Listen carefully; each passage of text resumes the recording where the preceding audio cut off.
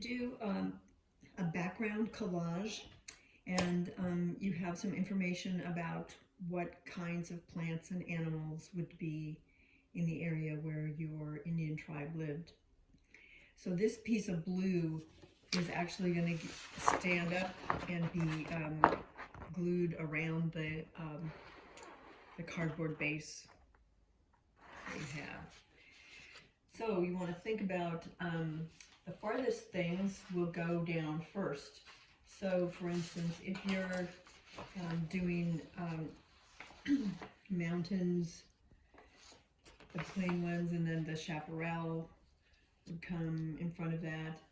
If you have dark purple would be first, and then the light purple if you're doing a desert kind of a scene. You can color on it. If you have other papers, you can add them. Here's one that shows a chaparral community, like down by Rancho Cucamonga, with the wash winding through it, the boulders and things, and then the homes of the Native Americans. So you can put those in the background, or I'll show you how to make a 3D one for the foreground. This one is a Central Valley. So it has the valley oak, the distant hills in the distance purple, and then the way the grass is so often. That's one idea. This would be for like the Miwoks.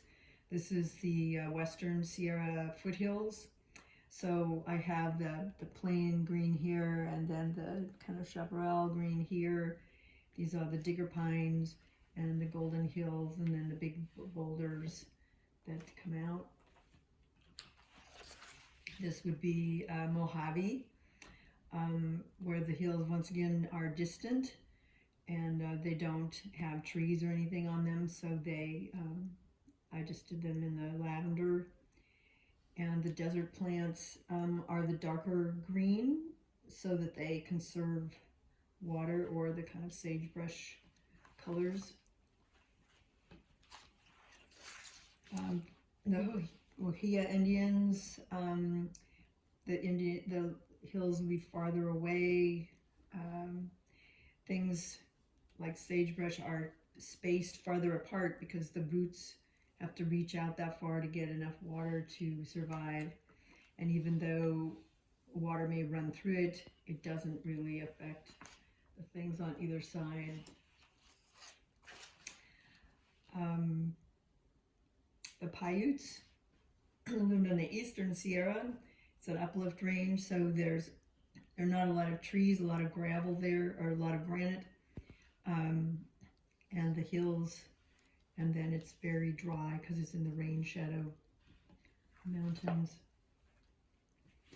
And the chaparral, like we would have for the Tongva or the Chumash, where I have the distant hills, I have that chaparral colored piece in there, the oak trees and the sumacs, some boulders and things like that.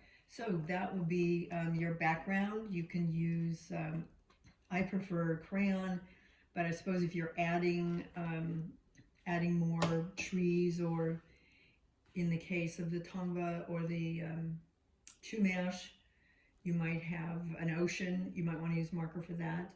Some of the Indians might have a lake, so you might want to use marker for that.